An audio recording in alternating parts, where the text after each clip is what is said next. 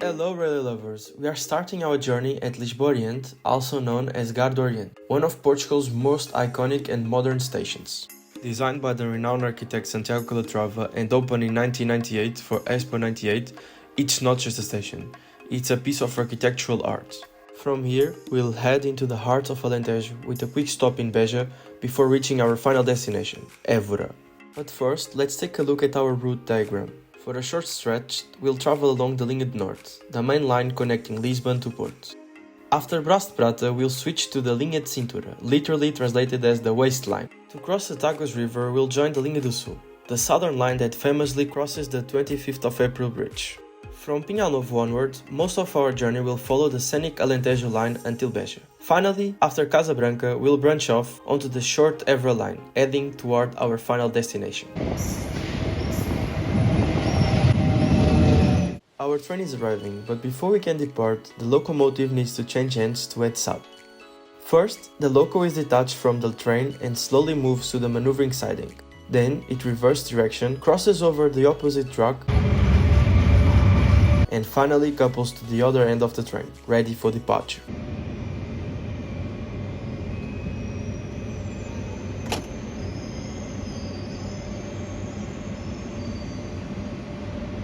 We are now on the move. The line we are seeing here connects to Lisboa-Santa Apolónia, the eastern terminus of Lisbon. It joins our route right here in Chelas, and this is a perfect moment to talk about the Linha de Cintura. It starts at Braço de Prata, where it diverges from the Linha do Norte, and connects to Santa Apolónia via the Chabregas Junction, the same line we saw earlier. Up until Romareiro, the line has just 2 tracks. From that point onward, it becomes quadruple tracked, allowing for greater traffic capacity. Ideally, this setup should extend all the way to Orient, and in fact, there are plans to make that a reality. Between Sete Rios and Complete, the line connects with Linha de Cintura. As we pass by, we can spot the Complete workshops, usually filled with suburban trains. As we pass by the iconic structure known as Aqueduto das Águas Livres, we are now crossing the Ponte Santana and officially entering the Linha do Sul. At this point, the Linha de Cintura diverges toward Alcântara, where it later connects with Linha de Cascais.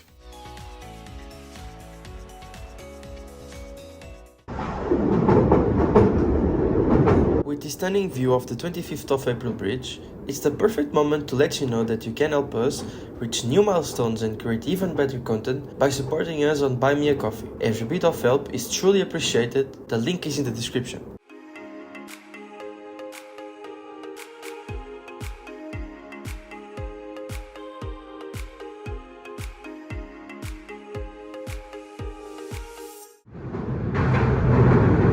Now that we are on the southern bank of the Tagus River, let's take a moment to explore the history of the railway lines we've crossed and those still ahead on our journey. The first section of today's journey takes us back to the origins of Portuguese railways, Linha do Norte, between Lisbon and Carregado, inaugurated in 1856 as the very first railway line in the country. The Linha do Alentejo began in 1861 with the opening of Barreiro Vendas Novas section. It reached Évora in 1863 and Beja a year later in 1864. The stretch between Alcântara Terra and Sintra, which we crossed earlier between Campolites and Ponte Santana, opened in 1887. The final link between Benfica and Santa Apolónia was completed in 1891. More recently, the railway crossing the 25th of April bridge opened in phases, from Campolite to Fogoteiro in 1999 and finally reaching Pinhal Novo in 2003.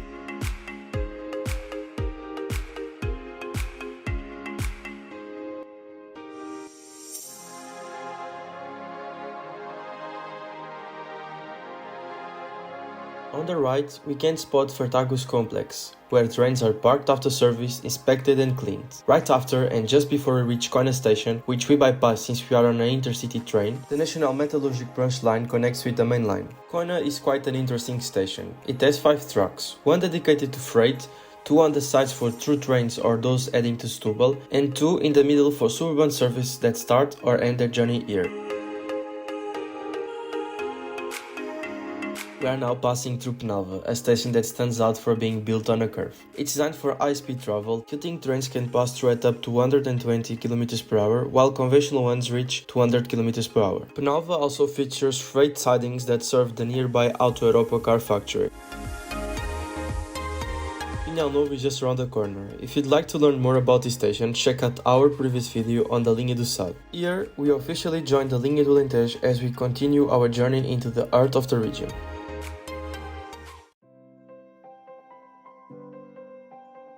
To our side, we can now see the Linha do Sul branching off, first towards Setúbal and later continuing its journey all the way to Algarve.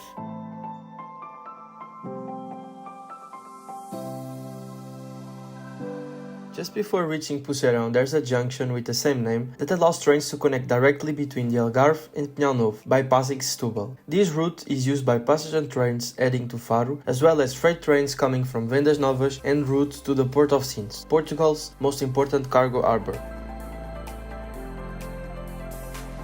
Pucerão station may only see one passenger train in each direction per day, an intercity to Évora in the morning and another to Lisbon in the evening, but it holds significant importance in the railway network. It serves as a terminus for various freight trains, acts as a parking spot for Medway locomotives, and is home to maintenance workshops. In fact, it's one of Medway's operation bases. Here we can see the Neopol-Pegões branch line, which provides railway access to the construction company Neopol. The catenary poles still show traces of their original blue paint. Just after Bombel Halt, a line branches off to connect with the Vendas Novas line, an important route that enables heavy freight trains to cross the Tagus River. And there it is, the Vendas Novas line reaching its southeastern end in the city of the same name.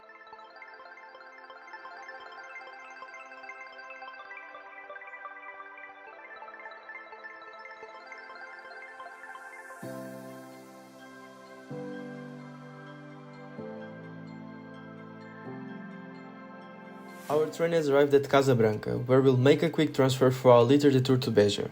Since this section is not electrified, we are switching to a diesel multiple unit. Originally introduced in 1965 as the Series 400, these trains were later refurbished into the 450 series.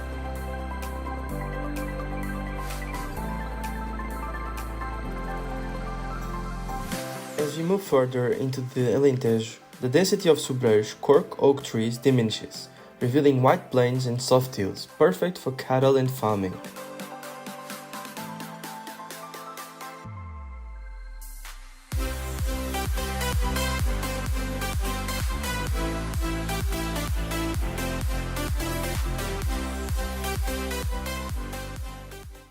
We are approaching Beja, and you can already spot the remains of the old alignment of the Linha do Alentejo. We'll dive into that a bit later. Beja was once a key hub in Portugal's railway network, as you can tell from the dense rail infrastructure and surrounding buildings. Today, Beja has transformed into a terminus for just a few trains. The station itself is a beautiful piece of architecture, adorned with stunning azulejos painted by Jorge Colasso, showcasing scenes of the region's history. However, as you look around, the area feels as though it's stuck in time, almost like stepping into a scene from the Old West, with its quiet, nostalgic atmosphere and the stillness hanging in the air. As mentioned earlier, Beja is now a terminus station, but it still shows remnants of its past. To the north of the station, the line once split into two, one branch still in use today, heading toward Casa Branca and then Lisbon, and the other leading to Funcheira, where it connected to the Linha do Sul toward the Algarve. This latter line was deactivated in 1970 with the construction of the Southern Bypass, a new route between Beja and Santa Vitória Ervidel that shortened the distance between the two stations and eliminated the need for locomotives to reverse direction upon arrival in Beja. At the southern end, the situation was similar, with the newly mentioned bypass and the Moura branch line. The Moura branch line was deactivated in 1990 as part of a major closure of low-demand routes by Comboios Portugal. Similarly, the service on the new bypass from Beja to Funcheira were discontinued in 2012 for the same reasons, leaving behind only the tracks and the memories of what once it was.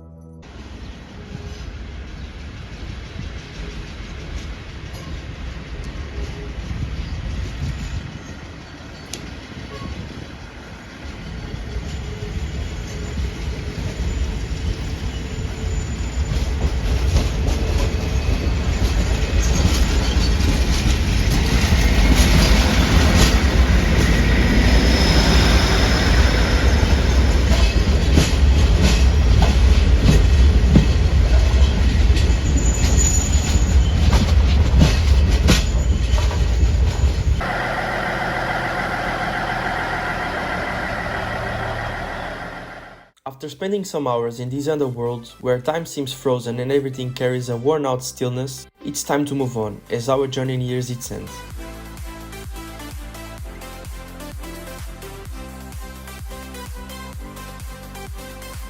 We are back in Casa Branca, but instead of ending our journey here as usual, the train will now reverse direction and head toward Évora.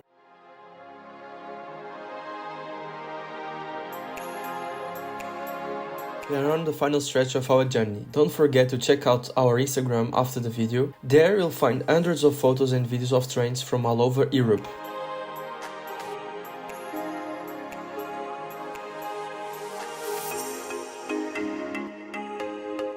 We've finally arrived in Évora, where a Surfam Intercity second-class coach is parked. The weather is taking a turn, it's raining here, quite a contrast from the sunny Beja.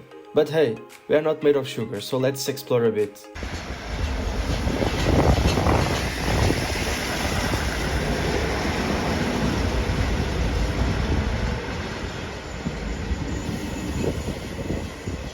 Évora, like Beja, is now just a terminus, but it wasn't always this way. The blue-marked Mora line and the pink Reguengos branch line were both closed in 1990, a year that marked the end for many regional lines in Portugal. In orange, we see the future, the new high-speed Évora line, which will connect the city to Elvas and then Badajoz in Spain. The original Évora line was extended to Estremoz, where it connected with the Porto Alegre and Vila Viçosa branches. The older alignment, marked in green, was also deactivated in the same fateful year, 1990. Anyway, our eyes should stay on the present while looking ahead to the future. With that, we say goodbye for now. We hope you enjoyed the trip, feel free to leave your suggestions or feedback, and we'll see you on the next adventure.